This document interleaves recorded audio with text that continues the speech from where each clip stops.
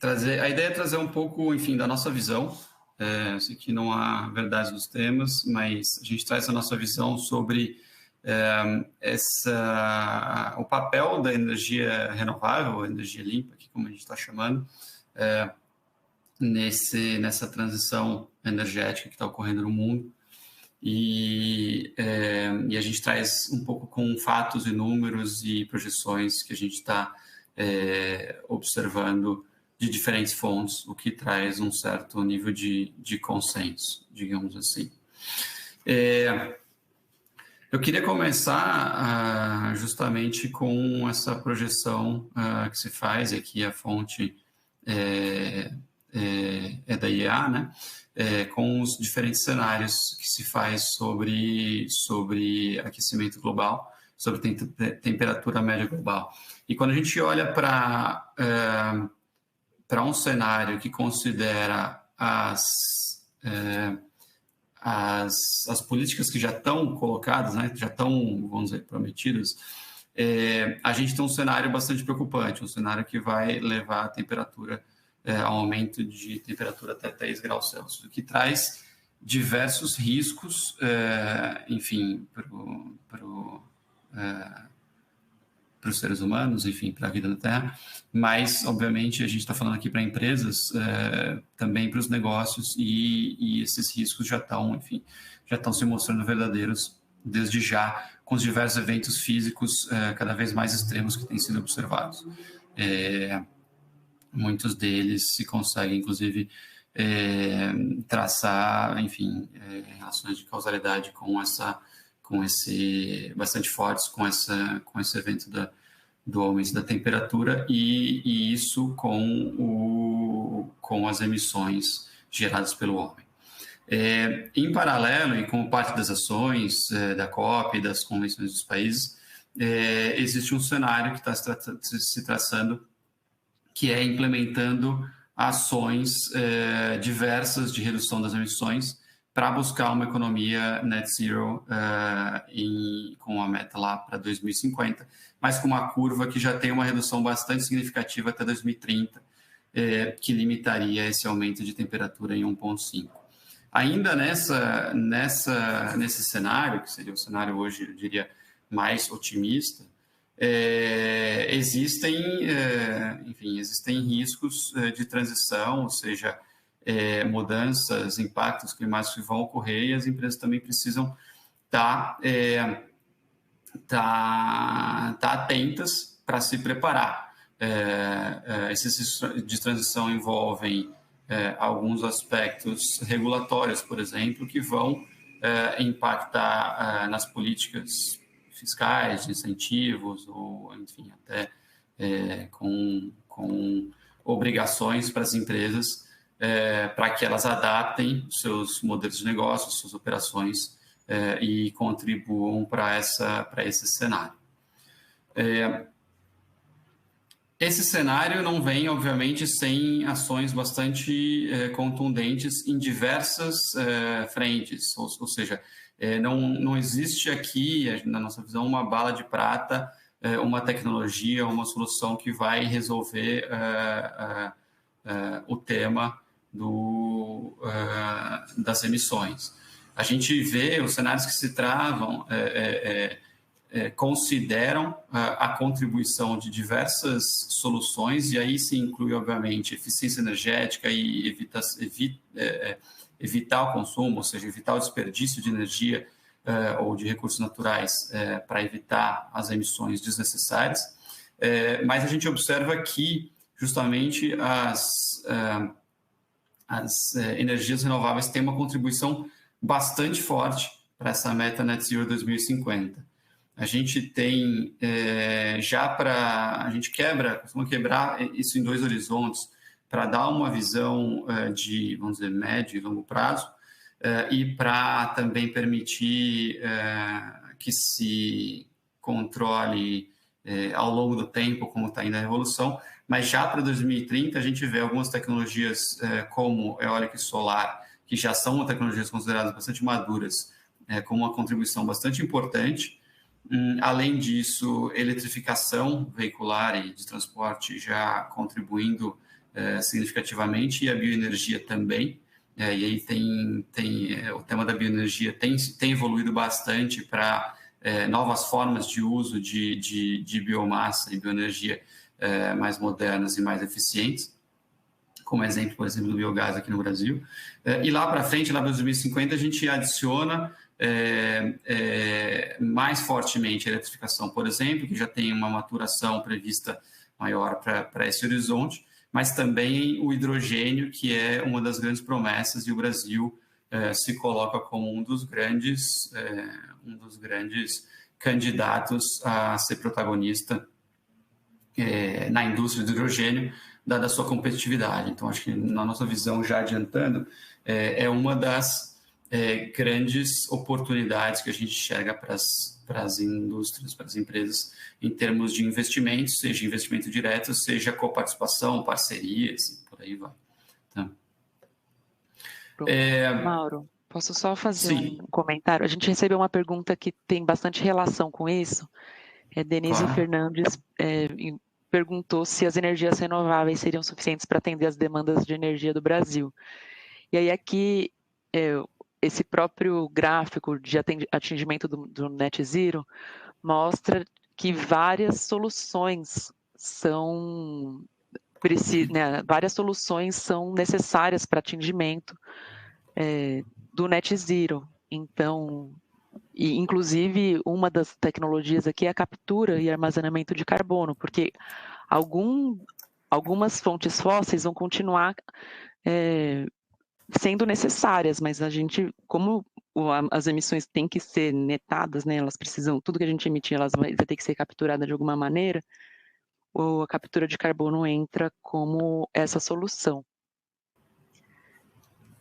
Só queria fazer essa interrupção que tem a ver com uma pergunta. Pode seguir.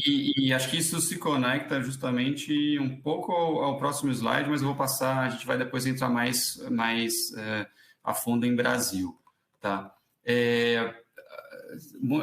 Um aspecto que sempre se fala é um pouco esse, né? Quanto que as renováveis, só por elas, são capazes de suprir toda a demanda, seja no Brasil, seja no mundo.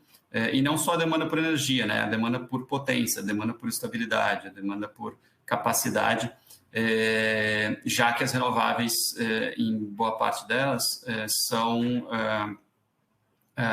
não despacháveis e, portanto, exige exige a necessidade de algum tipo de backup para permitir essa despachabilidade no momento em que a demanda existe, né? É acionada. Mas o lado positivo é que a gente tem visto já uma desaceleração importante no investimento em tecnologias de combustíveis fósseis. Nos últimos anos, na última década, o que se observou é um crescimento de menos de 1% ao ano no mundo, em termos de energia gerada por essas fontes, versus as renováveis, onde se observou um crescimento bastante mais alto, de em torno de 2,4% ao ano. E daqui para frente, e aí já olhando para perspectivas e oportunidades de crescimento, o que se observa como necessidade para esse cenário net zero é de um crescimento ainda mais forte das renováveis, chegando a quase 4% ao ano, que é um crescimento bastante significativo, com participação mais forte, mais relevante lá na frente, principalmente em solar, e eólica, mas também a bioenergia moderna, que existem em diversos formatos, diversas tecnologias.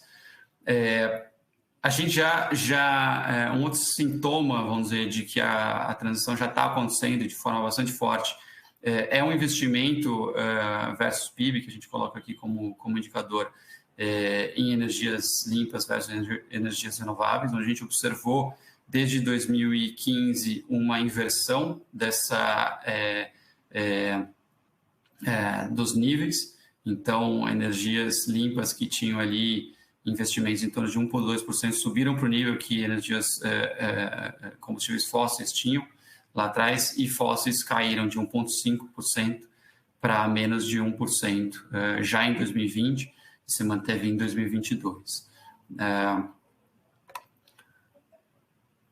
Olhando um pouco mais em detalhe nos números e no nível de competitividade, a gente observa hoje, como eu já comentei, que energia, quando a gente fala em energia solar e energia eólica, a gente já considera elas hoje como fontes e tecnologias razoavelmente maduras, embora ainda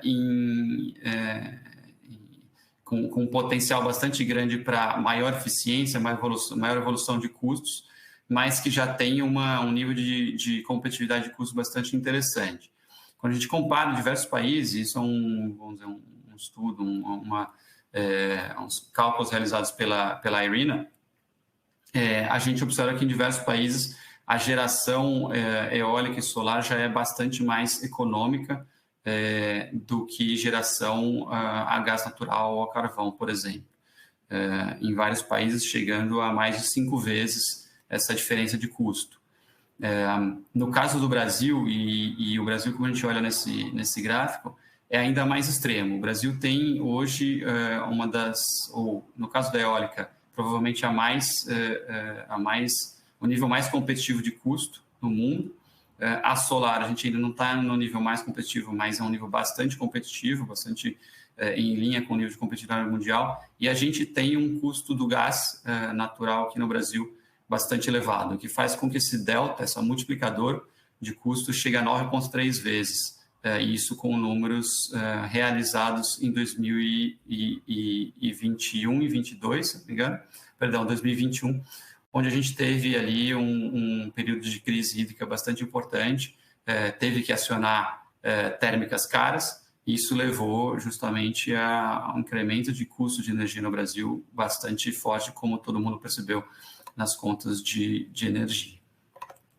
Ainda olhando para o mundo, a gente já vai passar para o Brasil, a gente observa esse investimento em transição energética crescendo de forma bastante forte, bastante relevante.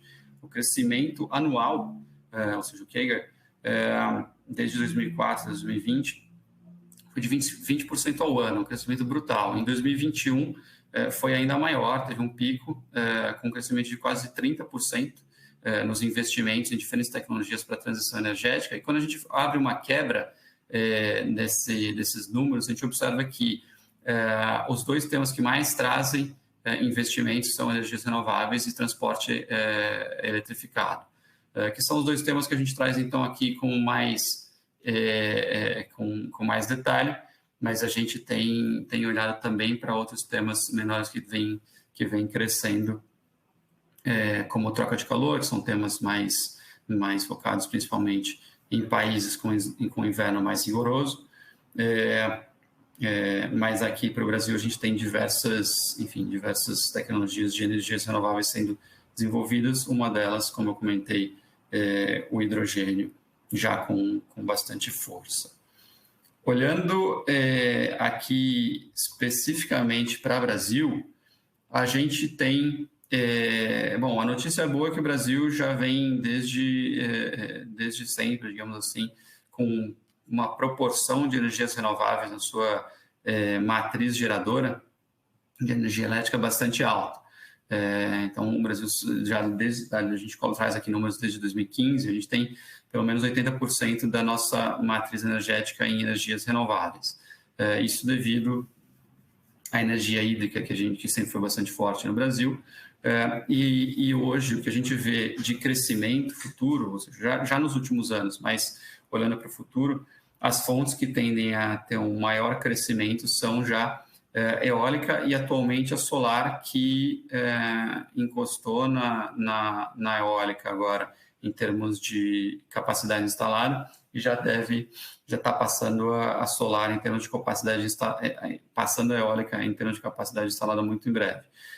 A taxa de crescimento da energia solar no Brasil é bastante forte, mesmo sendo a eólica ainda mais competitiva, mas acontece que a solar, digamos assim, é uma fonte mais democrática, no sentido de que ela permite um investimento por pequenas instalações, pequenas demandas que permite essa popularização bastante forte. E isso se traduz quando a gente olha justamente nos números de crescimento da geração distribuída no Brasil. A geração distribuída que é em sua grande parte composta por instalações de energia solar. Ela teve, vamos dizer, um crescimento mais tímido, vinha ainda com uma promessa de futuro até lá para 2018.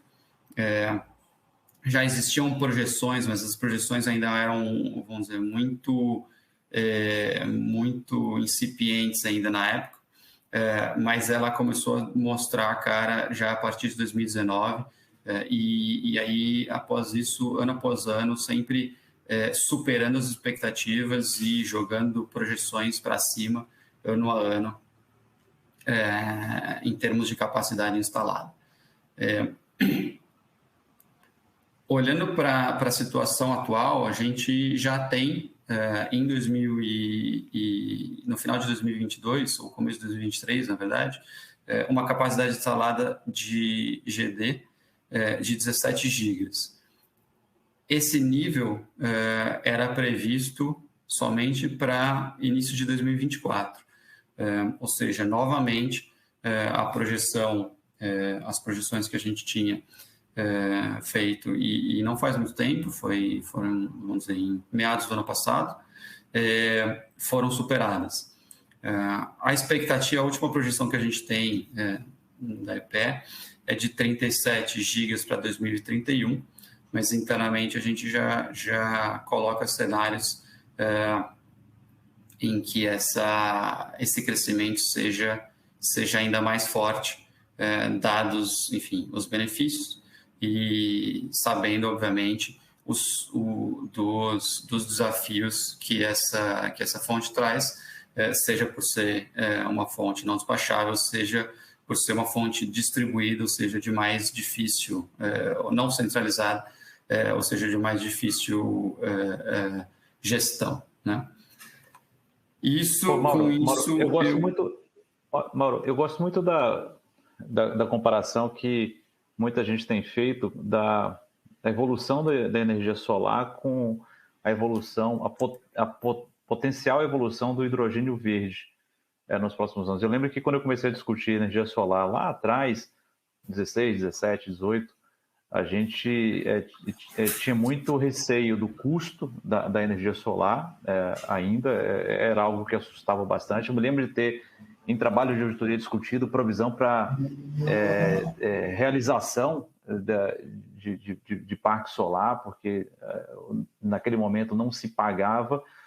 E essas discussões foram superadas rapidamente, a tecnologia foi avançando, o custo foi sendo reduzido, e hoje é uma fonte extremamente competitiva. Então, hoje, nas nossas avaliações, nos nossos estudos, a gente já começa a enxergar, né, no hidrogênio um comportamento potencialmente similar ao que aconteceu com o solar. Ou seja, no começo, muita gente cética, o custo muito alto, talvez inviável, mas a tecnologia evoluindo muito rápido e com uma curva de crescimento super bacana que a gente está prevendo para o hidrogênio. Aqui só para dar um flavor, sobre um outro assunto que está sendo bastante discutido, que pode ter um potencial de futuro bacana. Perfeito. Não, acho que tem o paralelo é perfeito, justamente porque o hidrogênio entra justamente para apoiar na solução desses desafios, que é o que eu vou introduzir aqui agora. Muito bonito até agora, naturalmente, nem tudo são flores e existem desafios importantes. Como eu comentei, essa inserção significativa na matriz energética de energias não despacháveis, como é o caso da solar eólica, traz a necessidade de uma tecnologia, de uma base que traga segurança energética no sentido de estabilidade e despachabilidade, ou seja, eu preciso ter capacidade como gestor do sistema, como operador do sistema, de garantir a oferta da energia no momento em que a demanda está ali. E aí, como a gente sabe, acho que muitos de vocês já viram as curvas de variação da demanda de energia elétrica horária, por exemplo, ela é uma curva que varia bastante de acordo com o comportamento da sociedade. Momentos em que se ligam aquecedores, momentos em que se ligam máquinas, momentos em que se ligam ar-condicionado, eles coincidem naturalmente de forma massiva e fazem com que a demanda flutue ao longo do dia de forma expressiva. E isso faz com que você precise de controle desse sistema e despachabilidade. Ou seja, a gente tem que buscar aqui para o sistema não só a sustentabilidade, que é o tema que a gente bate bastante na tecla, tá? E é o tema principal aqui, mas também preços acessíveis, ou seja, competitividade de custo. Cada um dos países, naturalmente, está inserido nessa economia global, onde existe a competição das economias e, naturalmente, os países vão buscar competitividade econômica. E o terceiro ponto é a segurança energética, como eu estava colocando aqui, ou seja, garantia de suprimento da energia no médio e longo prazo, mas também no curtíssimo prazo, ou seja, no momento em que a demanda está ali. E aí que entram tecnologias novas em conjunto com com eólica e solar e biomassa e bioenergia para garantir essa estabilidade, essa segurança energética. Exemplos aqui são, naturalmente, tecnologias de armazenamento de energia, como é o caso das baterias, mas o hidrogênio entra como um potencial armazenador de energia, e aí justamente energia eólica e solar em momentos de sobra de geração, para a utilização dessa energia armazenada de forma química, na forma de hidrogênio, utilização e conversão de volta em energia nos momentos em que a oferta de geração está abaixo da demanda. Falando, talvez estruturando um pouco o que a gente enxerga como oportunidades, e aqui oportunidades para o Brasil como um todo, para a economia, mas também oportunidade para as empresas como investimento, para oportunidade de negócio, para investimento em P&D, investimento em novos negócios e, enfim, planos de negócio futuros com geração de valor e geração de valor para as empresas. Aqui a gente estruturou nessas 4 vertentes, mas, enfim, existem diversas formas de fazê-lo. O primeiro que a gente coloca como oportunidade bastante significativa é uma das tecnologias que a gente colocou lá atrás como contribuidora, que é a da eficiência energética, ou seja, parte da contribuição aqui está em utilizar a energia de forma mais eficiente possível, e aí existem diversos processos onde cabe uma maior eficiência energética, processos onde se envolve calor ou movimento, máquinas rotativas, são processos tipicamente bastante energy demanding e, portanto, são os maiores candidatos, mas troca de calor como ar-condicionado, ou seja, climatização, né, na verdade, seja para residências ou edifícios comerciais ou até indústrias, iluminação, enfim, diversas frentes que podem trazer aqui oportunidades. E existe a possibilidade também, e existem diversas startups já olhando para isso, em termos de trazer essa eficiência energética através de internet das coisas e através de sensores com inteligência artificial para serem colocados em residências, ou seja, você consegue alavancar pequenos ganhos, mas de um volume bastante grande de usuários que tem um potencial bastante grande também para ser explorado. Geração centralizada e geração distribuída, aí a gente fala muito em termos de uso de fontes mais eficientes, com baixa emissão e também ao mesmo tempo com competitividade econômica, como a gente já comentou. Soluções de flexibilidade, aqui a gente traz, e eu vou explorar um pouquinho mais em detalhe, por talvez ser um tema novo, que são o que muito que é chamado internacionalmente de Virtual Power Plants, que é basicamente uma agregação virtual, ou seja, uma consolidação da gestão de itens de geração de energia, como, por exemplo, painéis solares, e itens de consumo de energia flexível, como, por exemplo, aquecedores, onde você pode você tem uma flexibilidade de controle do momento de liga e desliga, ou do qual a temperatura que você quer, ou seja, qual é a carga que aquele equipamento vai estar demandando naquele momento, e ela tem uma capacidade de armazenamento da energia, de forma que você consegue brincar, ou seja, otimizar essa curva, consolidando diferentes equipamentos, que podem até ser de diferentes proprietários, ou seja, você pode agregar esses equipamentos dentro de um condomínio residencial ou até um condomínio comercial ou industrial, de forma a ter ganhos no mercado de energia, ganhos em termos de redução do consumo e do custo energético, já que a gente está num mercado que está evoluindo para precificação horária e cada vez mais discretizado do custo da energia, e com isso você compartilha, obviamente, esses ganhos com os proprietários dos equipamentos que passam esse controle para o gestor dessa VPP, dessa Virtual Power Plant. E adicionalmente a isso, existem as tecnologias mais, vamos dizer, disruptivas, novas, como armazenamento e captura de carbono, o hidrogênio verde, que já tem um investimento bastante sólido e diversos projetos sendo desenvolvidos aqui no Brasil. Recentemente, inclusive, já se produziu as primeiras moléculas de hidrogênio verde em planta aqui no Brasil. E o tema da eletrificação das frotas, que é através de, enfim, que vem se realizando aqui no Brasil, inicialmente através de veículos elétricos a bateria, inicialmente híbridos, mas também já se observa híbridos plug-in e full elétricos, embora ainda em pequena proporção, mas com uma velocidade crescente.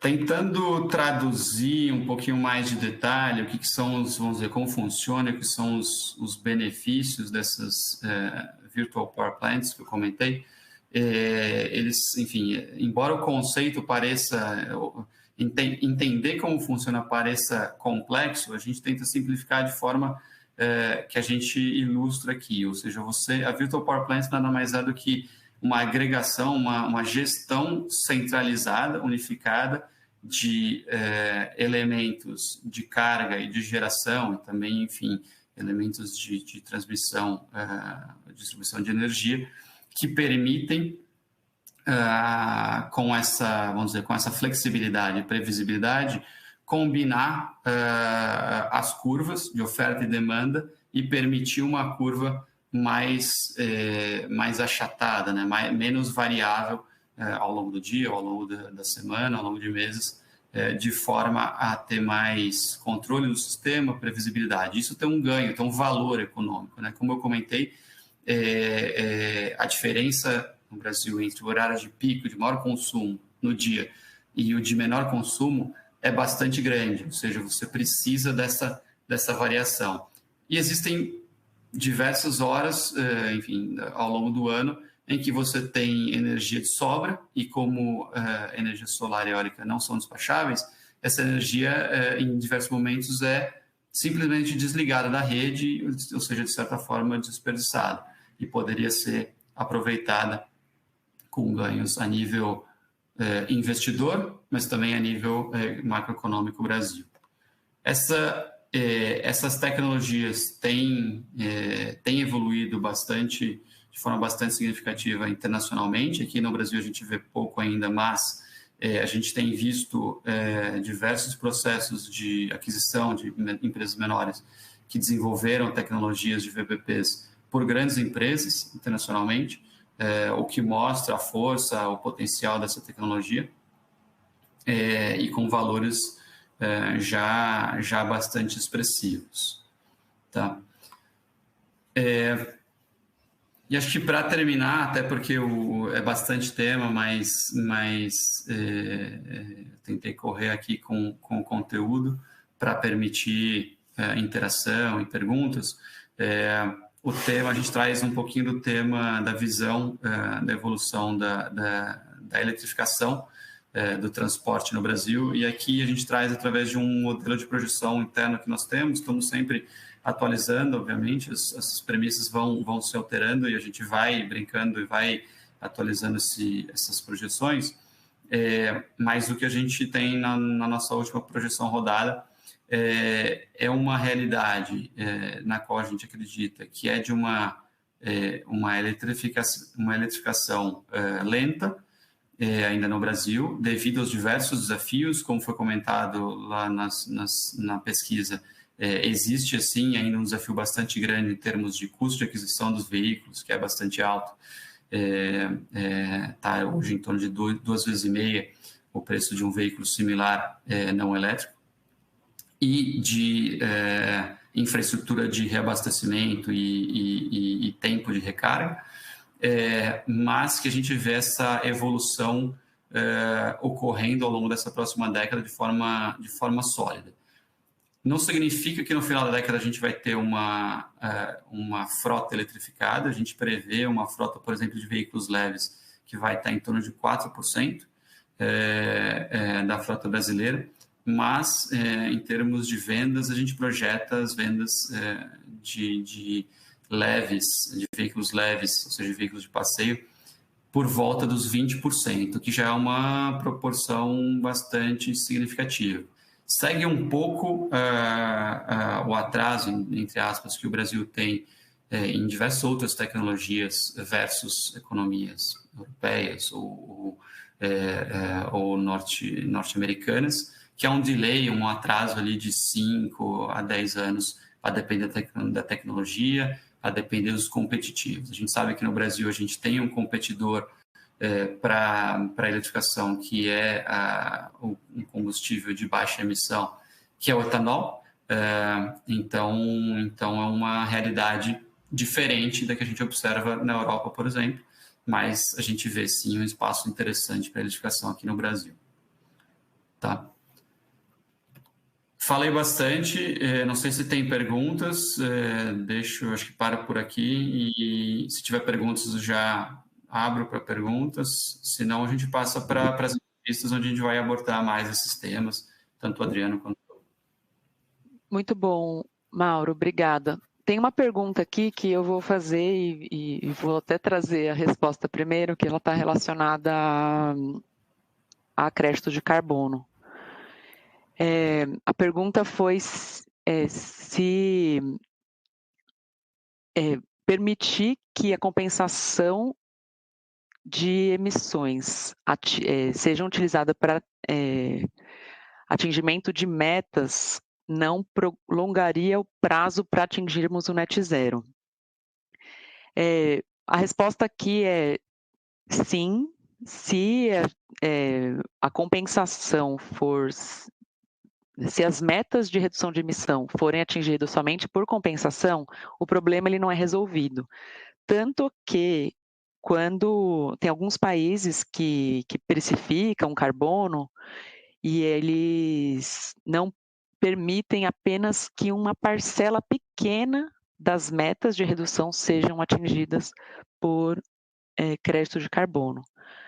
O crédito de carbono ele tem uma função bastante valiosa para a transição energética, porque o crédito de carbono ele é uma maneira de viabilizar algumas tecnologias que não seriam viáveis, porque para você poder emitir um crédito de carbono, a gente até fala, né, tem um termo técnico que a gente usa que é adicionalidade. Então, um projeto ele só pode gerar crédito de carbono se a gente comprovar que ele é adicional. E o que isso significa? Significa que o projeto não seria viável caso o crédito de carbono não fosse gerado. Então, ele é um instrumento importante para a transição energética. Talvez primeiros projetos de hidrogênio verde possam gerar crédito de carbono, que é justamente porque a tecnologia ainda está avançando e ainda precise, enfim, ter escala, e tem vários fatores de adicionalidade aqui. O crédito de carbono pode ajudar essa tecnologia a alavancar, e vai ser uma tecnologia que depois vai ser utilizada amplamente. E aí, para falar um pouquinho mais do crédito de carbono, a maior parte dos programas de crédito já não aceitam mais projetos eólica e solar. Por quê? Porque são os eólica e solar, como o próprio Mauro mostrou, já apresentam um custo muito mais baixo. Já a tecnologia já avançou de um jeito que virou o que a gente chama de business as usual. Não preciso mais de crédito de carbono para viabilizar essa tecnologia, na maior parte dos casos.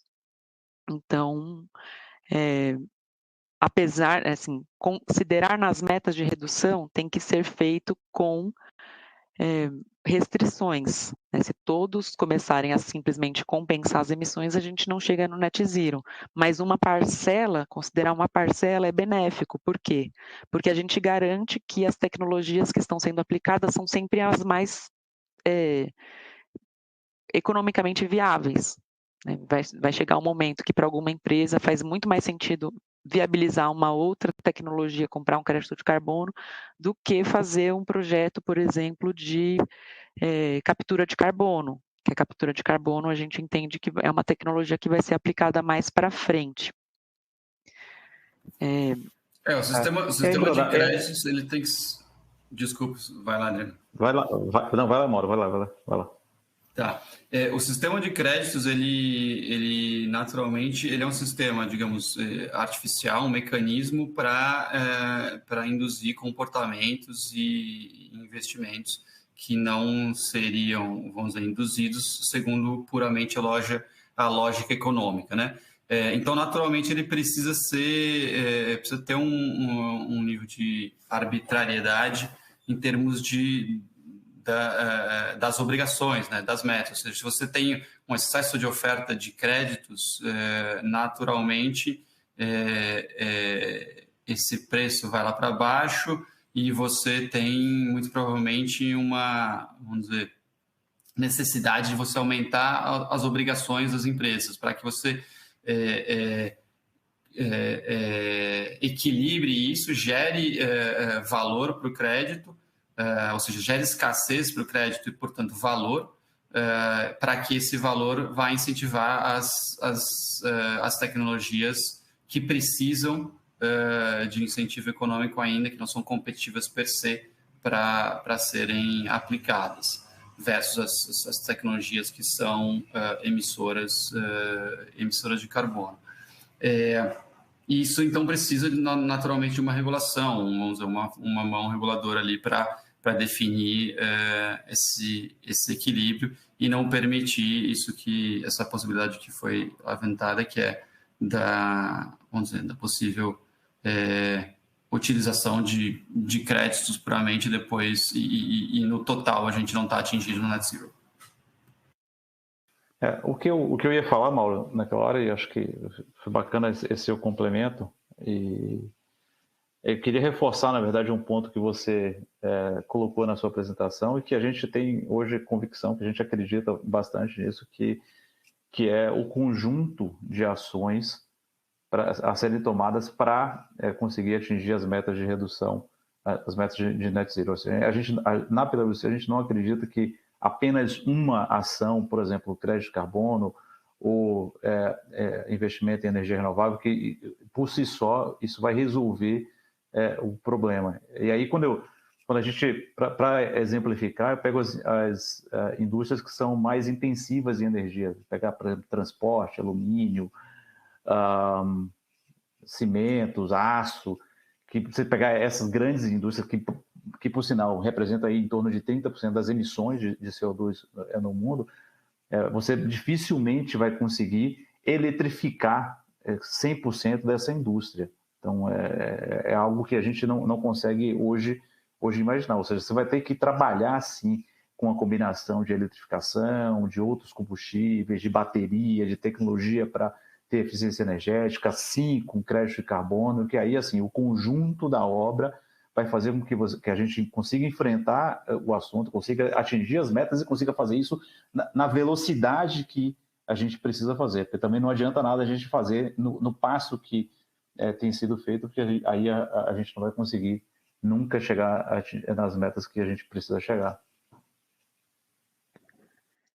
Vou puxar o gancho aqui do Adriano. Tem algumas perguntas do pessoal. Eu já dei uma passada de olho nas perguntas e eu vou acomodá-las durante aqui a entrevista. Então, vou passar para a nossa fase de entrevista e a gente começa com o Adriano Correia com um tema de transição energética. O que você estava mencionando antes conecta um pouco com a primeira pergunta que eu tenho aqui, que é por que a indústria de energia tem um papel fundamental para os compromissos ESG, e mais especificamente no processo de descarbonização. Eu acho bacana, Bruna, a pergunta, e é super relevante, e acho que conecta com tudo que a gente vem conversando até agora, e eu vou começar a te responder ressaltando a importância da indústria de energia, ressaltando a importância da energia no nosso dia a dia, no nosso cotidiano. Isso foi, obviamente, isso vem de tempos em tempos sendo tangibilizado com crises energéticas. A gente aqui no Brasil, infelizmente, teve uma crise no setor elétrico em 2001, em 2021 também a gente teve um período de hidrologia muito baixo, onde pressionou bastante o sistema, onde o Mauro comentou, né, a gente precisou acionar térmicas. Ainda bem que o sistema estava preparado para que a gente não entrasse num período de racionamento, mas a gente viveu ali um momento tenso e pagou uma conta muito alta por isso. E mais recentemente a Europa também enfrentou e vem enfrentando uma crise super relevante energética, muito em decorrência do conflito da Ucrânia. Então, esses momentos de maior tensão, eles tangibilizam muito o que a gente está conversando aqui, ou seja, você ter segurança energética, você ter segurança se você vai conseguir ter energia no volume que você necessita para tanto atividades básicas quanto para continuar com processos industriais. O grande problema hoje da indústria de energia é que o modelo que ela opera, ele foi estruturado a partir de combustíveis fósseis. Então, e esses combustíveis fósseis, naturalmente, eles têm na sua composição uma quantidade de carbono enorme. E quando são queimados, esses carbonos são liberados para a atmosfera, o dióxido de carbono é liberado para a atmosfera, gerando o efeito estufa, e aí entra toda aquela discussão que o Mauro já falou, de aumento de aquecimento global e na necessidade da gente reduzir aí as emissões de CO2 para que a gente consiga manter a temperatura média no limite de 1,5 comparado a preços pré-industriais. E a gente só vai conseguir fazer isso, logicamente, investindo em renováveis, investindo em tecnologia, investindo em bateria, investindo em eficiência energética, que é esse conjunto da obra que a gente estava comentando há pouco tempo atrás. Aí eu conecto a coisa com o que a gente estava conversando sobre ESG. A indústria é super importante em termos ambientais, em termos do também conhecido em São Paulo como E.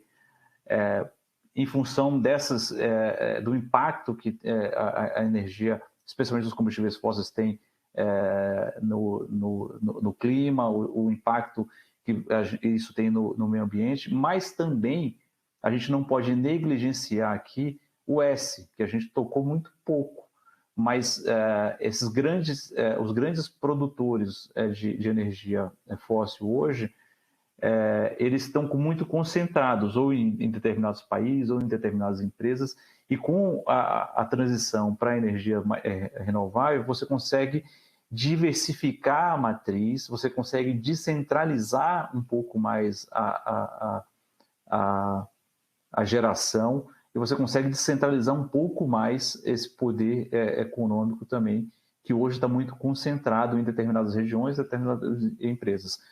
O problema da concentração alta é que quando a concentração alta é mal utilizada, a gente conhece muito bem as consequências. Veja o que está acontecendo na Europa hoje, que tinha uma concentração muito alta do gás russo.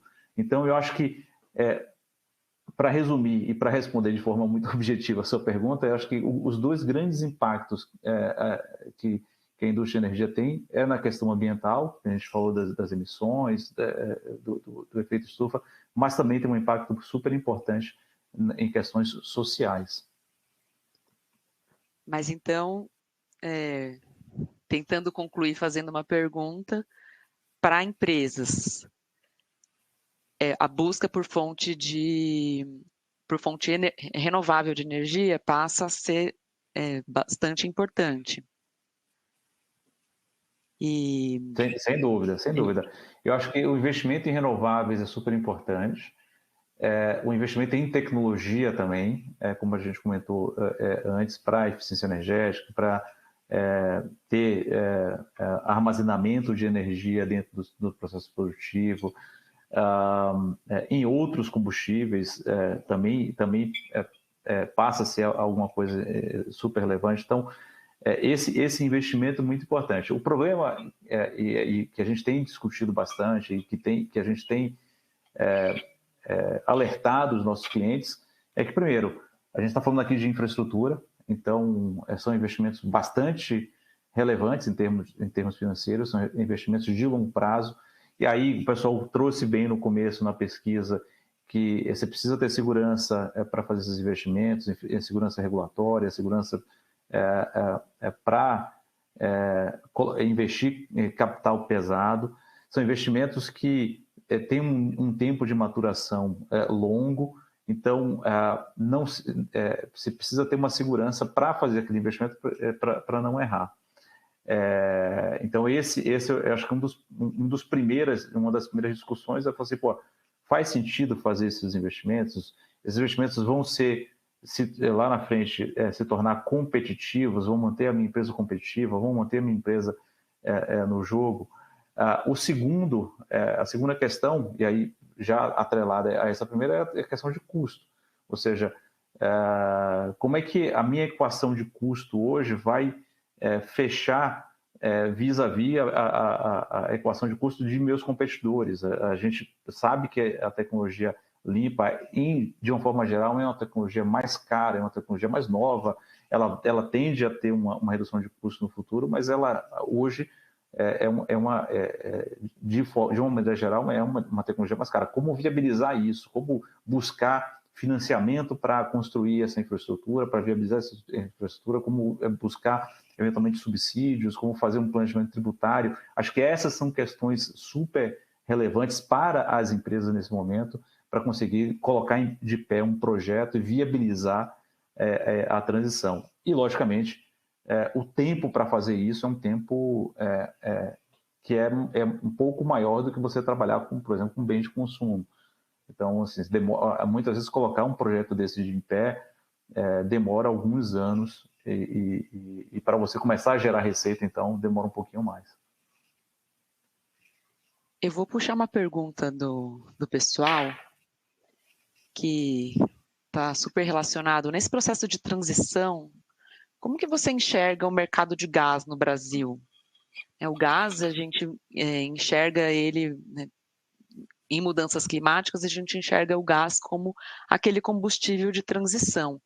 Para o Brasil, como a gente já tem muita energia limpa, essa transição não é muito bem verdade, mas, por outro lado, a gente tem um mercado de gás sendo pensado. Como que você enxerga para as empresas pensarem, né, na lógica de transição energética, considerando o nosso mercado de gás que quer ser implementado?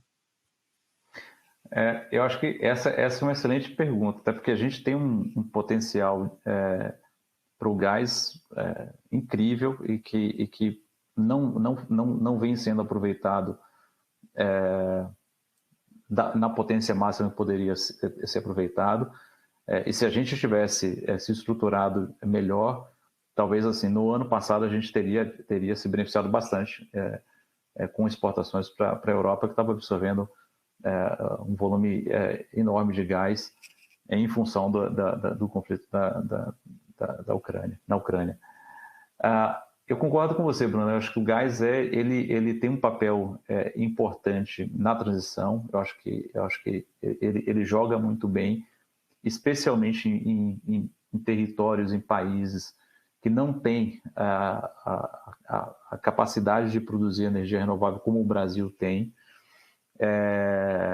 Mas aqui no Brasil, eu acho que em função das alternativas que nós temos, da quantidade de fontes que nós temos, a gente vai precisar, em algum momento, priorizar o que a gente entende que a gente tem uma maior vocação e que vai ser uma aposta do futuro. Então, eu acho que eu não descarto totalmente a utilização do gás, eu acho que não é por aí, eu acho que a gente precisa, sim, aproveitar melhor o potencial de gás que a gente tem, mas eu acho que em algum momento o país vai precisar priorizar mais outras fontes de energia. Por exemplo, o hidrogênio, por exemplo, continuar fazendo investimentos relevantes em eólica e solar.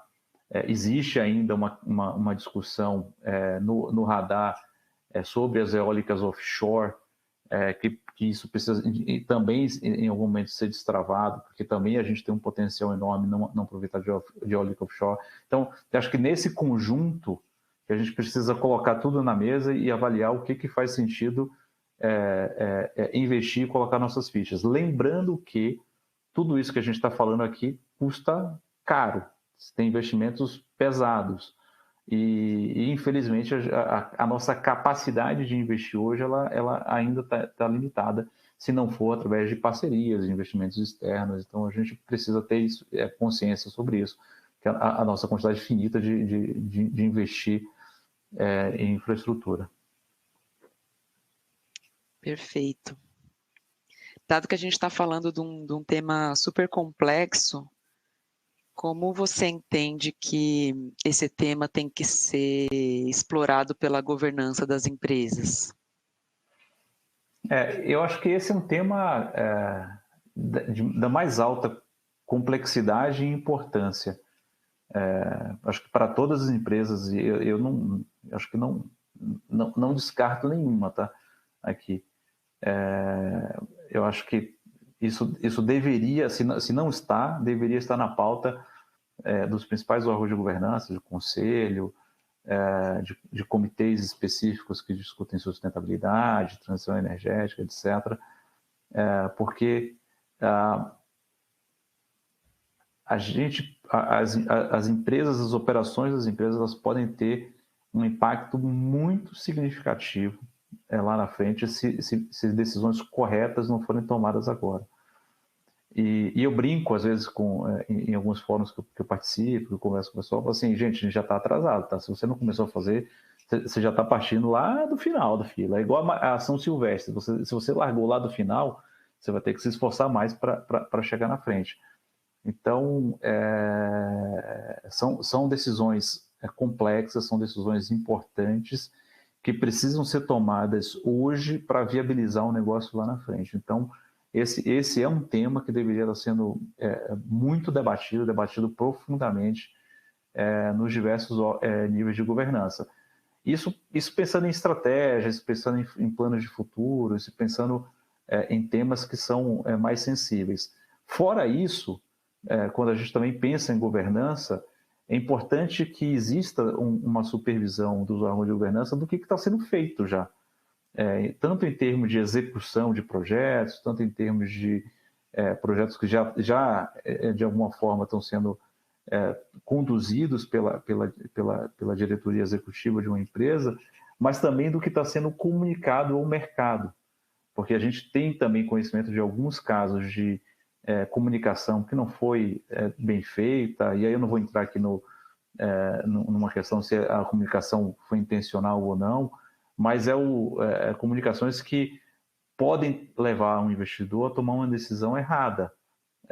E aí a empresa pode sofrer consequências muito sérias, tanto de imagem quanto de penalidades. Então, também os órgãos de governança precisam ter muita atenção com essa comunicação, com o que está sendo dito ao mercado, tanto em termos de metas, quanto em termos de progressão do que já foi feito na empresa para alcançar essas metas. Perfeito. Eu tenho agora uma pergunta mais focada em Brasil. Como você entende que o Brasil está posicionado,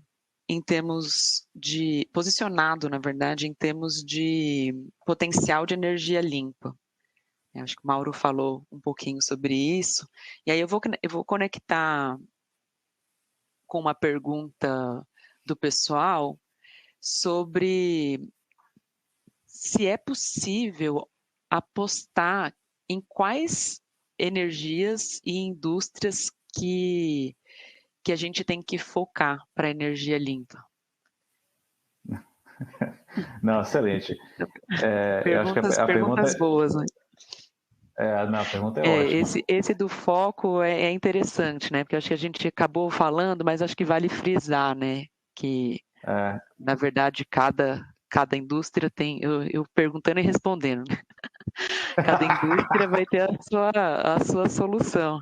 Mas vai lá, pergunta para você, Adriano. Não, eu acho que assim, o potencial, o Mauro tocou super bem, acho que o Brasil tem um potencial enorme, acho que a gente tem uma biodiversidade fantástica, e aí tanto a gente pode desenvolver ainda mais energia solar, como a gente ainda tem...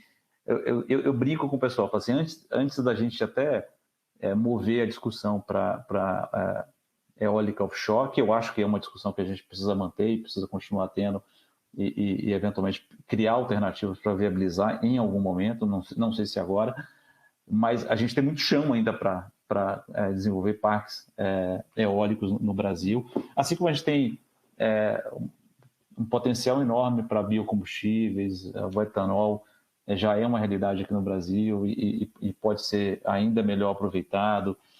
Enfim, a gente aqui no Brasil tem, eu acho que uma vocação natural para produzir energia limpa, energia verde. Falando especificamente aí em prioridades de outras indústrias, eu acho que tem algumas indústrias que podem, sim, ser priorizadas aqui.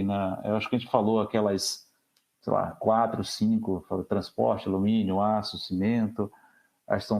São empresas, são indústrias que têm um consumo intensivo de energia, então essas são empresas que precisariam já estar se movimentando há algum tempo para fazer a transição energética, assim como eu acredito muito aqui no outro potencial do nosso país, que é o agronegócio. Acho que a gente tem um agronegócio muito, muito forte, que orgulha a todos nós e tem um potencial enorme para a transição energética. Acho que o agronegócio tem um potencial grande para que a gente reduza aí a dependência de fertilizantes importados. Eu acho que a gente tem um espaço muito grande para reposicionar o país em termos de sustentabilidade no agro. E falando também de uma outra fonte de energia, e aí já conectando com o agro, a gente enxerga aqui na PwC que o agronegócio ele pode ser um dos primeiros beneficiados com a produção de hidrogênio verde. Então, aí para amônia, etc. Mas o agro, eu vejo com muitos bons olhos, com um potencial incrível. Mas só para concluir aí a minha resposta, eu acho que você bem colocou. Acho que o que fazer em cada uma dessas indústrias, acho que a receita vai ser completamente diferente.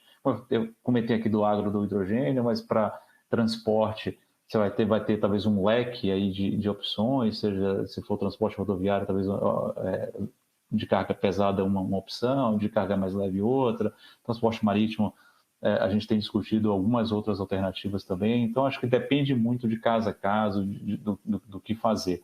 O bacana é o seguinte, alternativas não faltam, A gente tem um monte de alternativa na mesa, agora só precisa tomar a decisão correta. Perfeito. Já que a gente falou de hidrogênio verde, eu vou fazer uma última pergunta sobre hidrogênio verde para depois a gente passar para a fala do Mauro sobre eletrificação veicular.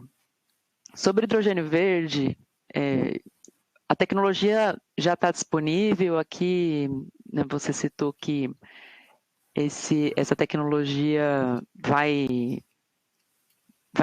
pode beneficiar muito o agro, principalmente na produção de fertilizante, e aí o hidrogênio a gente enxerga ele não só como um combustível, né, para gerar energia, mas ele também é matéria-prima da indústria, no caso de fertilizante ele é a matéria-prima do fertilizante. E então fala um pouquinho mais para a gente sobre se a tecnologia já está aí, se a gente já pode contar com isso, qual que é o potencial do Brasil para essa tecnologia. Fiz um monte de perguntas em uma só. Não, acho que a pergunta é excelente, eu vou resumir rapidamente, até para não roubar o tempo do Mauro. A tecnologia para a produção do hidrogênio verde, ela já está aí, está consolidada.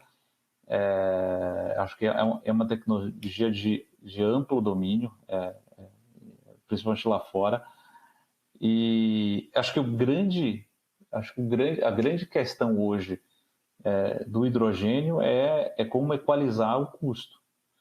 Então, e a gente tem trabalhado em alguns projetos, e o Mauro está aqui para não me deixar mentir, porque ele é uma das pessoas que trabalha nesses projetos, ajudando os nossos clientes a entender, a estudar, a desenhar cenários, criar alternativas para produzir o hidrogênio para as diversas aplicações de uma forma competitiva para os nossos clientes. Então,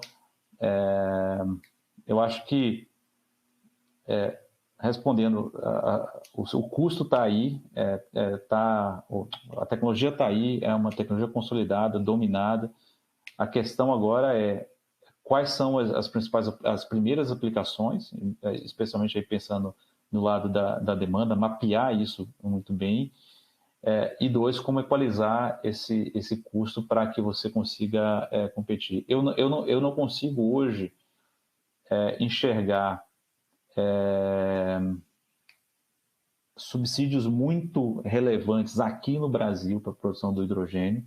Talvez eu queime minha língua em algum momento, mas eu acho que o movimento que está sendo feito nos Estados Unidos com o Inflation Reduction Act, o movimento que está sendo feito na Europa, também com uma série de subsídios sendo criados para a produção do hidrogênio, a gente não tem hoje no país capacidade fiscal para fazer alguma coisa similar. Então, a gente não vai conseguir equalizar em termos de subsídios, mas a gente tem um potencial, a gente tem uma vantagem competitiva muito grande na produção de energia, especialmente energia renovável para abastecer aí os eletrolisadores. Então, eu acho que a gente vai sim ter um papel importante na produção de hidrogênio, mas eu acho que precisa aqui ter alguns estudos, avaliações e decisões corretas sendo tomadas ao longo do tempo para que um projeto como esse não naufrague lá na frente.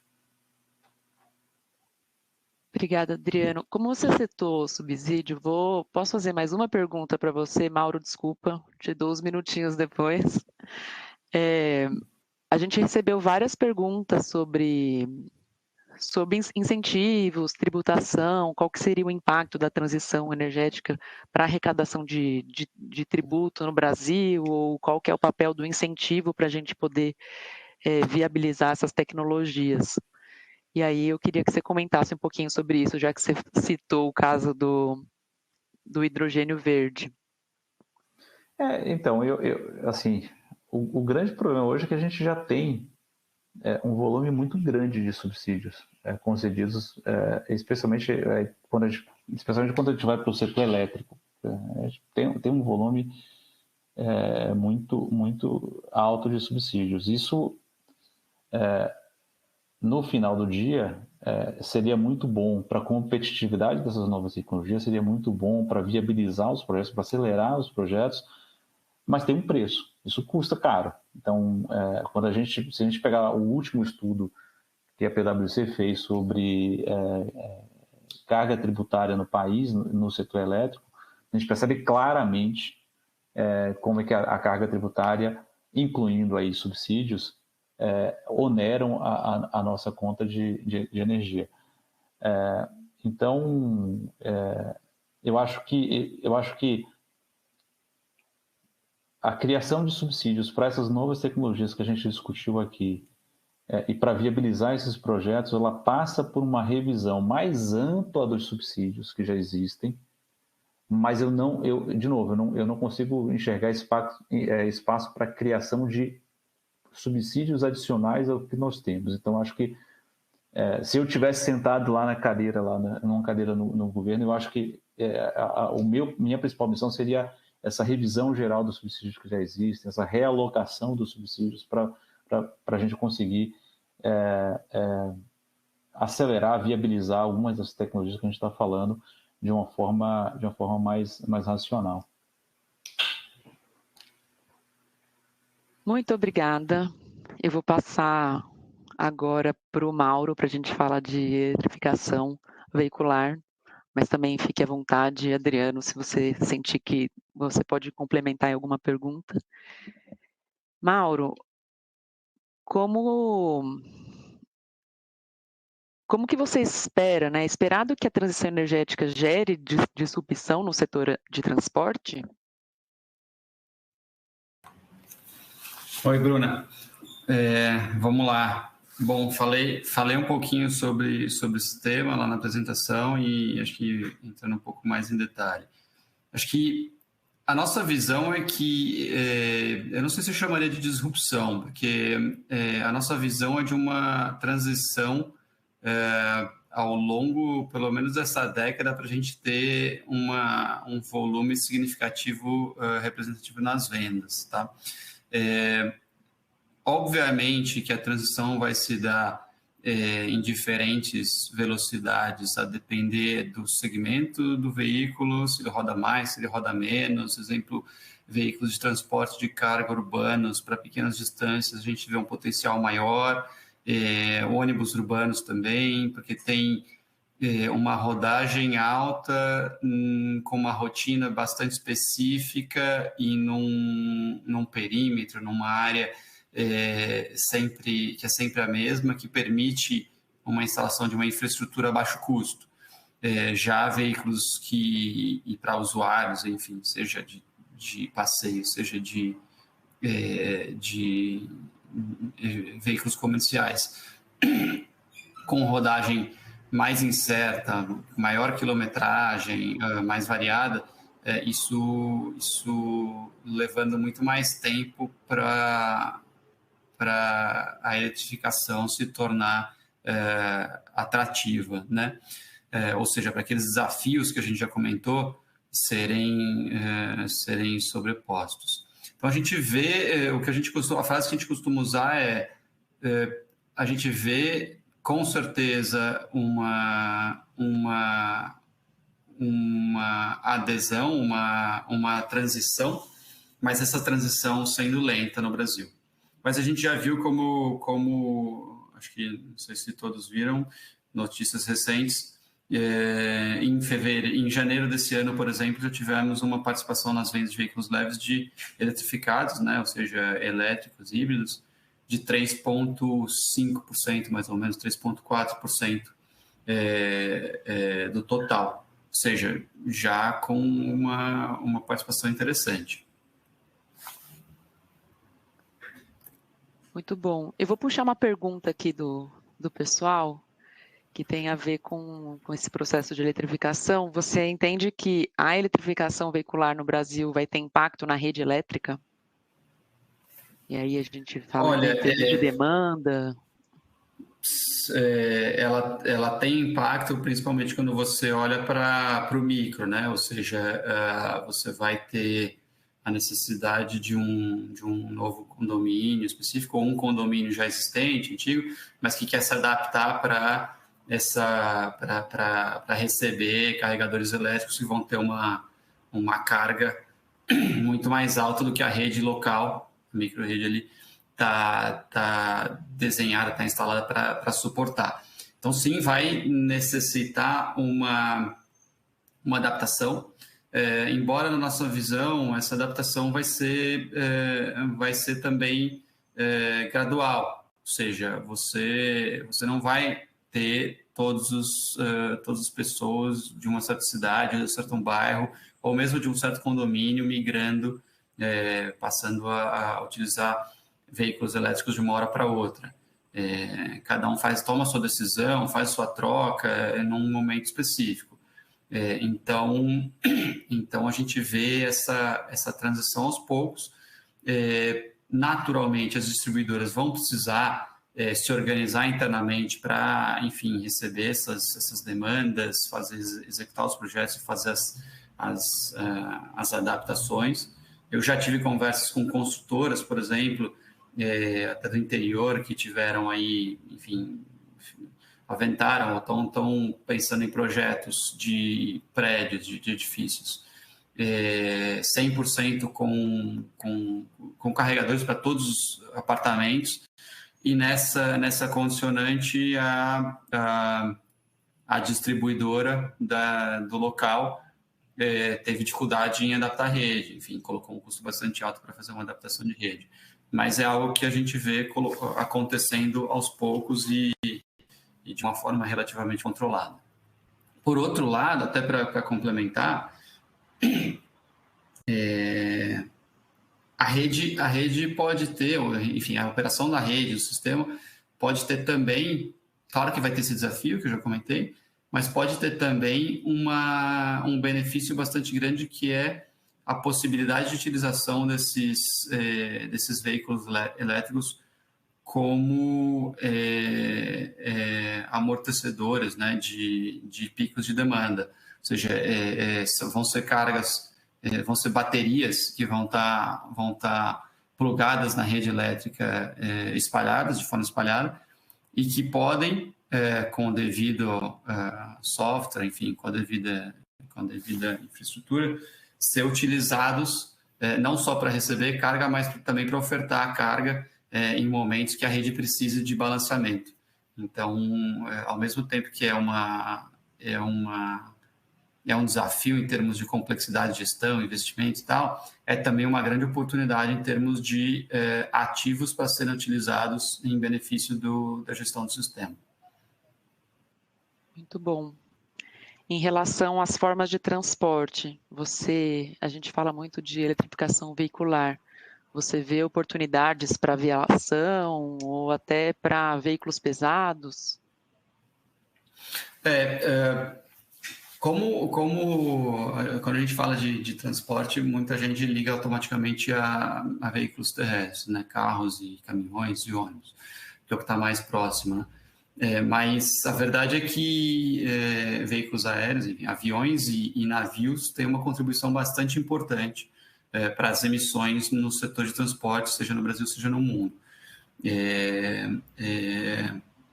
Se eu não me engano, o último gráfico que eu vi estava assim, algo próximo de 1/3 para cada um. Obviamente que não é exatamente isso, mas não foge tanto disso. Ou seja, a necessidade de descarbonizar esses outros segmentos também é grande, ela existe, e existem diversas, vamos dizer, soluções em desenvolvimento.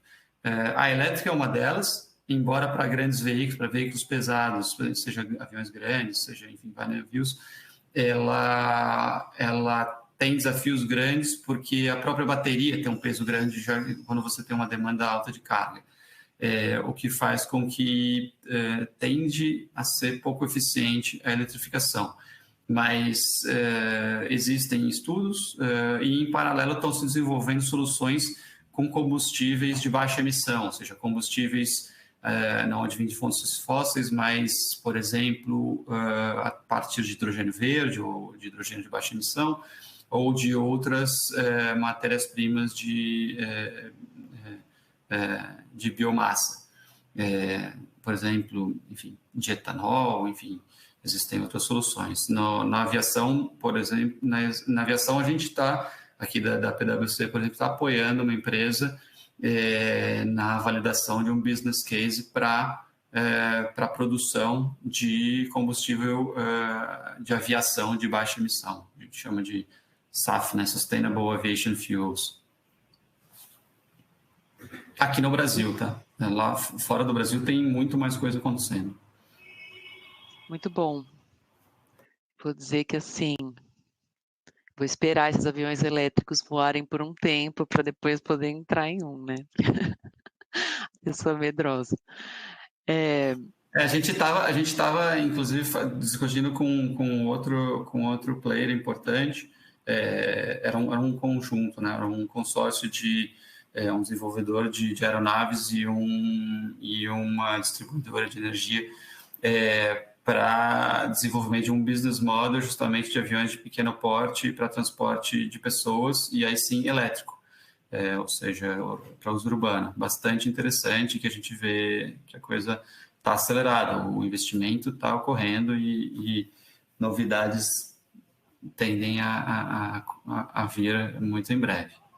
Chegamos aos Jacksons.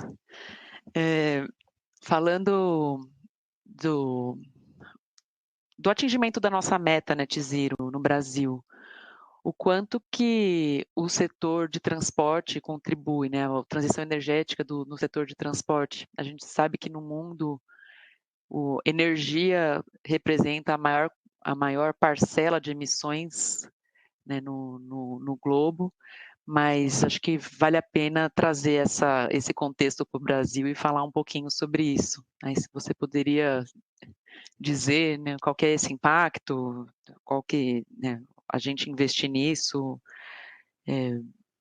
vai trazer grandes benefícios? Tá, vamos lá. De fato, vamos dizer, um dos principais potenciais para a contribuição das reduções de emissões no Brasil está nos temas do uso da terra, né? Ou seja, desmatamento ou, enfim, transformações do uso da terra que fazem com que seja liberado carbono que estava armazenado, seja no solo, seja em vegetais, para a atmosfera. Então, de fato, esse é a maior alavanca para o Brasil. Logo na sequência vem o setor de energia, e dentro do setor de energia a gente tem o transportes representando praticamente a metade dessas emissões. É bastante significativo, em torno de um pouco menos de 200 milhões de toneladas de CO2 ano, só olhando para transportes. Depois disso vem processos industriais e tal. Ou seja, embora ele não seja o mais relevante, ele é bastante relevante e ele vai contribuir, sim, significativamente para o Brasil estar buscando o Net Zero. E como a gente comentou lá desde o início, né, esse problema é de um nível de complexidade que não tem bala de prata. As frentes para atuação são diversas. O transporte certamente é um deles.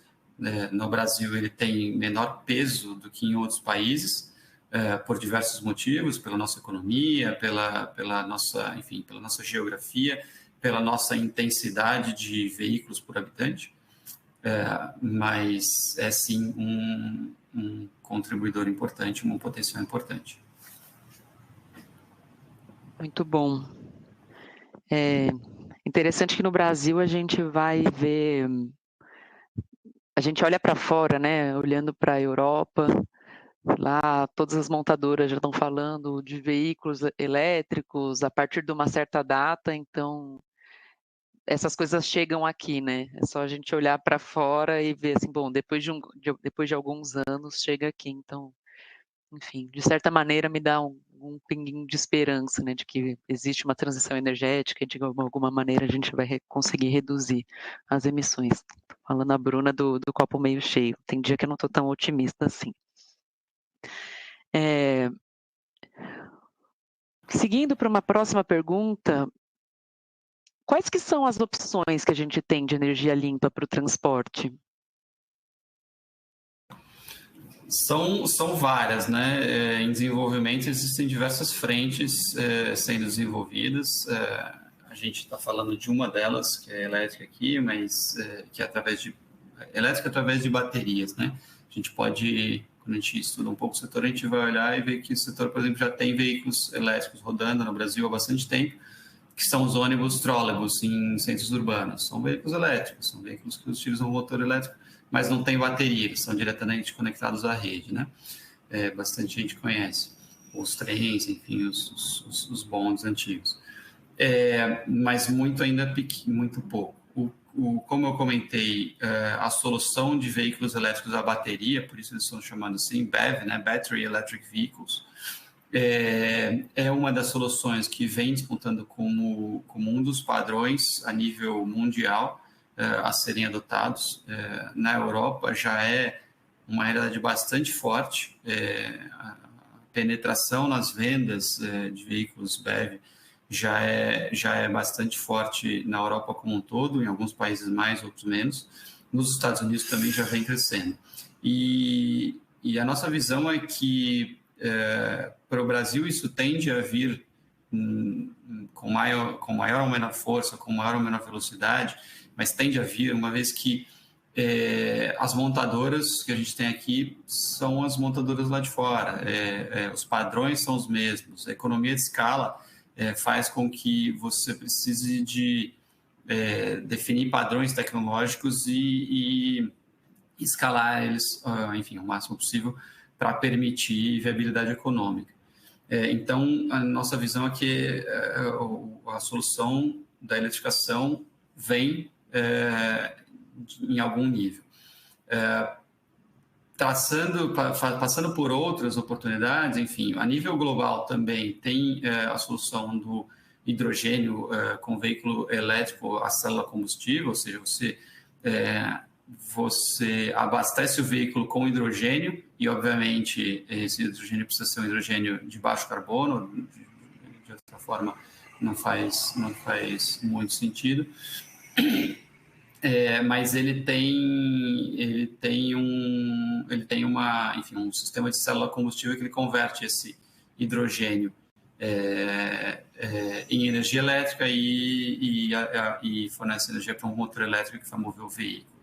Existe no Brasil um projeto de desenvolvimento de uma das montadoras grandes, que é de célula combustível a etanol, por exemplo, que é um combustível que a gente tem aqui com um nível de desenvolvimento bastante alto, disponível e a um preço competitivo e que pode trazer ganhos também, que pode vir a ser competitiva. O próprio etanol em si é considerado um combustível de baixa emissão, uma vez que no plantio, né, da cana, no Brasil, o principal insumo para o etanol, absorve carbono da atmosfera, enfim, absorve esse carbono que ele vai ser utilizado no veículo e depois ele é liberado, mas é um ciclo. Então, é considerado também uma solução de baixa emissão. Existe evolução para isso também, existe o desenvolvimento do etanol de segunda geração, que vai aproveitar ainda mais da biomassa para a produção do etanol, e com isso você utiliza menos terra, tem maior eficiência e, portanto, você contribui justamente para aquele alavanca que eu comentei antes, que é da mudança do uso da terra, né? Ou seja, maior eficiência no uso da terra para essa produção. Então, enfim, existem vários em paralelo. É difícil dizer qual vai enfim, entre aspas, vencer, mas a nossa visão é que vários deles vão dizer, competir ao longo dos próximos anos para contribuir. E é provável que no futuro não exista um padrão único, mas exista uma combinação, assim como a gente tem gasolina, etanol e diesel, por exemplo, se complementando como diferentes usos para diferentes tipos de veículos, e aí querosene para outros tipos de veículos e por aí vai. Muito bom. A gente está chegando ao final, eu vou para a última pergunta antes das considerações finais. Eu vou puxar uma pergunta aqui do pessoal.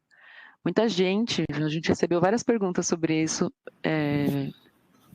perguntaram sobre o resíduo das baterias, né? O que fazer com isso? A gente sabe que as próprias montadoras têm se preocupado com essas questões, né? As montadoras estão dizendo, tentando desenvolver baterias que possam ser recicladas com mais facilidade, mas como que você vê esse problema, né? Como que você vê a gente superando esse desafio?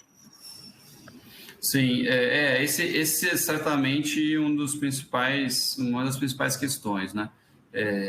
Não 100% equacionada, mas já com caminhos interessantes. E até porque ela vai junto com o outro grande desafio, que é a escassez de materiais, né? Muito se fala de, mas não vai ter lítio suficiente, outros materiais são necessários para a produção das baterias. E, de fato, é um tema. A capacidade de produção mundial atual não é suficiente para atender a demanda. Se prevê, está previsto investimento em maior capacidade de produção desses materiais, abertura de novas minas, e aí, uma vez estabelecido um mercado mais maduro, a reutilização das baterias, ou seja, você pegar uma bateria que já está com a vida útil, entre aspas, esgotada, né? Que se fala em, pelo menos, se fala em 80% da carga original para uso automotivo de forma eficiente. Você pega essa bateria e você identifica quais são as células, porque uma bateria automotiva ela é feita de dezenas, centenas de células, pequenas células. Então, você identifica quais são as células que estão defeituosas e que precisam ser substituídas, e você reaproveita essa bateria quase que na sua totalidade e consegue dar uma nova vida para ela. Então, essa reutilização é uma alavanca importante para ser utilizada. E a reciclagem é a próxima fronteira absolutamente necessária e que a gente já vê processos sendo desenvolvidos por diversas montadoras e produtores de baterias para serem aplicados em larga escala no futuro. Ou seja, vai sim ser absolutamente necessário uma logística reversa, uma cadeia de coleta de baterias de forma eficiente e reutilização, seja das baterias para reaproveitamento, seja do material em si para a produção de novas baterias, seja pela questão ambiental dos rejeitos, seja pela questão da escassez da matéria-prima, que é o outro grande desafio para a eletrificação. Aí, Mauro, só para acrescentar uma coisa, essa mesma discussão sobre o descarte, o que fazer com as baterias, a gente vai ter em algum momento aqui com os painéis solares. O painel solar também tem uma vida útil limitada e lá no final da vida útil a gente vai ter que entrar nessa discussão. Então é algo que a gente vai precisar manter no radar para endereçar em algum momento, porque você vai ter um volume muito grande de painel solar aí para ser descartado ou reutilizado. Perfeito. Então vamos para considerações finais por questões de tempo. A gente recebeu um monte de perguntas aqui, eu fui tentando conectar as perguntas com o que eu tinha previsto para a entrevista. O que a gente não conseguiu responder aqui, depois eu mando por texto, não quero deixar ninguém sem resposta de nada. E vou começar por você, Adriano, considerações finais. Obrigado, Bruna. Na verdade, eu acho que Eu acho que eu queria primeiro agradecer de novo pelo tempo das pessoas que ficaram conectadas aqui com a gente desde as 9. Dizer que o tema é super complexo, mas é apaixonante. Eu acho que acho que vocês devem ter percebido, o Mauro, a Bruna e eu, a gente realmente gosta do tema, a gente tem respirado isso no nosso dia a dia e vai ser assim, um prazer enorme continuar essa conversa, que a gente pode continuar aqui falando por horas e horas e horas, entrar em diversas outras discussões, então vou ter um prazer enorme em continuar essa conversa com quem tiver interesse. Então, agradecer de novo, obrigado a você, Bruna, obrigado, Mário, pela apresentação, adorei aqui a nossa conversa. Obrigada, Adriano. Mauro, suas considerações. Bom, acho que é sempre, obviamente, um prazer falar sobre o tema, um tema que a gente trabalha no dia a dia, então, naturalmente, gosta de discutir, tem apoiado diversas empresas em temas de transição energética, seja em empresas do setor, que é onde a gente atua mais, geradoras, distribuidoras, buscando apoiar nessa transição, navegar nessas incertezas e buscar oportunidades com os novos negócios, seja empresas de fora do setor, que têm diversos desafios e estão buscando também se inserir nas oportunidades, com, enfim, estratégias ESG, e aí o tema energético entra com força, seja com oportunidades também de negócios relacionados, por exemplo, alta produção de energia, melhor gestão energética, eficiência energética e por aí vai. Nossa visão, o potencial é gigantesco e existem diversos temas a serem explorados. Estamos felicíssimos em estar apoiando diversos clientes e estamos abertos a discutir temas em mais detalhes que tenham interesse. Muito obrigada. Também vou aproveitar para agradecer aqui, Mauro, Adriano, foi ótima amanhã, ótimas discussões. Também me colocar à disposição a todos que estavam nos escutando aqui para aprofundar sobre o tema. Sou uma grande apaixonada, falo que até sou uma ativista do tema de descarbonização, é um grande objetivo profissional conseguir ajudar esse processo de descarbonização. Então, agradecimento aqui a todos que ficaram até esse momento. E agora a gente passa para o nosso teste de conhecimento. Esse teste ele serve para pontuação EPC para o CRC. Então, quem estiver aqui buscando essa pontuação para o CRC pode ficar para responder esse teste de conhecimento. São 4 questões, vocês têm 2 chances de acerto, né? As questões elas vão passar por 2 vezes aqui. E aí, enquanto vocês estão fazendo as questões, eu vou aproveitar para passar alguns comunicados aqui. Como eu tinha mencionado, a gente tem um próximo evento que vai acontecer, né, a próxima sessão, que vai acontecer no dia 1º de março. Então, se inscrevam, não percam, vai ser sobre um tema super importante, que inclusive conecta com energias limpas. A gente vai falar sobre aquisições.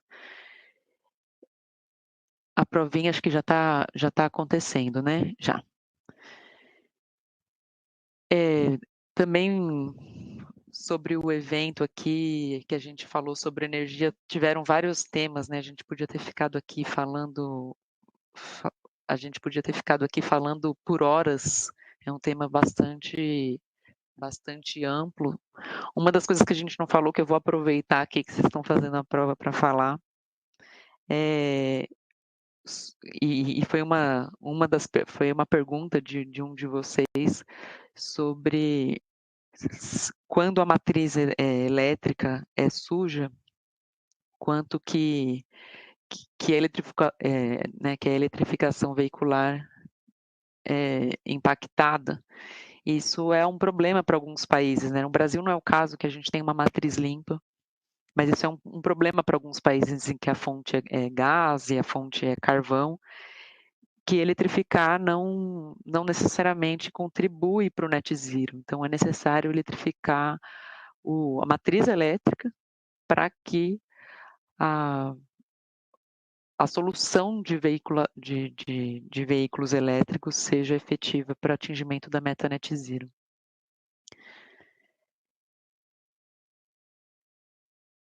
A gente já está na questão 3, né?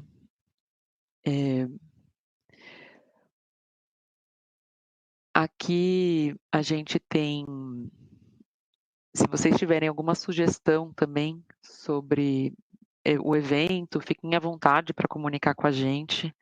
Na verdade, a gente elabora esse evento para vocês, né? O evento que a gente criou, que a gente está aqui todas as quartas-feiras, é para atender ao público e para a gente poder ter discussões. Então, se qualquer um de vocês tiver alguma sugestão, fiquem à vontade para comunicar com a gente fica muito feliz, na verdade, se vocês quiserem mandar essas sugestões.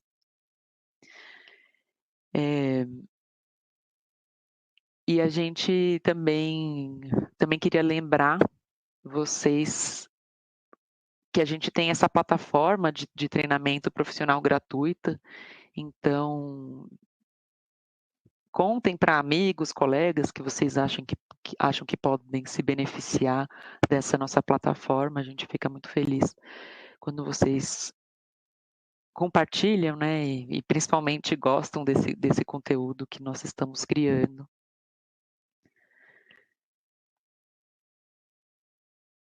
Aqui agora a gente está indo já para... As perguntas vão passar novamente. Então, a gente passou pelas quatro questões, elas vão passar novamente daqui a pouquinho.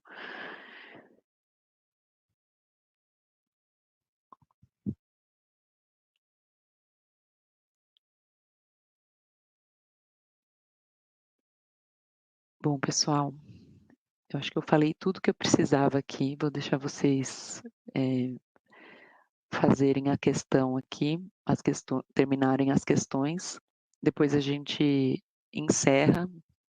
Aproveito para agradecer novamente a presença de todos. Foi realmente muito prazeroso estar aqui essa manhã, novamente.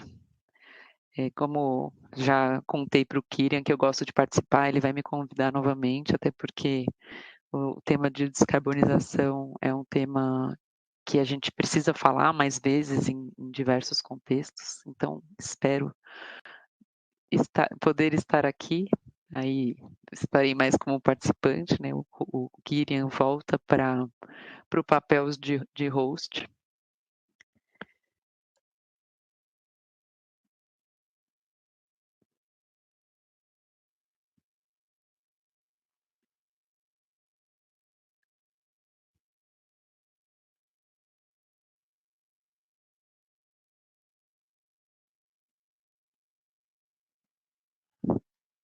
A gente está chegando ao finalzinho, passando de novo agora pela terceira questão. Terminando a segunda questão, passando pela terceira questão, e a gente está chegando ao final do nosso evento. Esqueci de falar o chocolate, quem que ganhou? Joyce, temos aqui o ganhador do chocolate?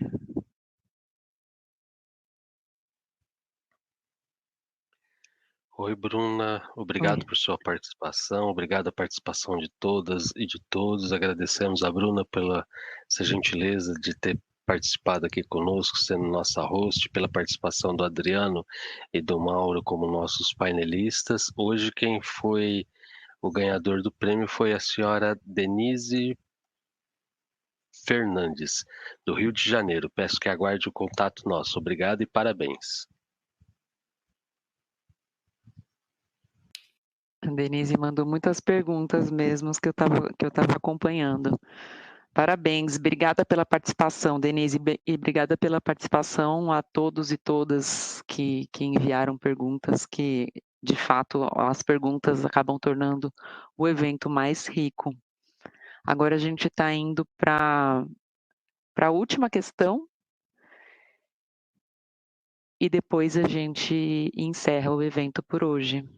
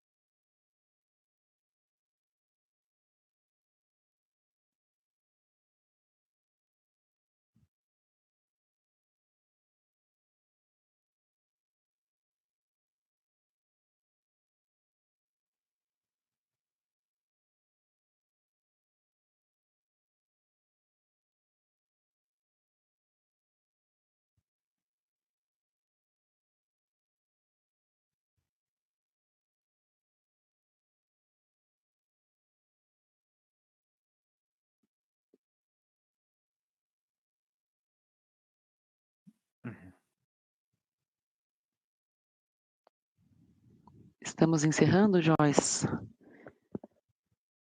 Até a próxima, pessoal.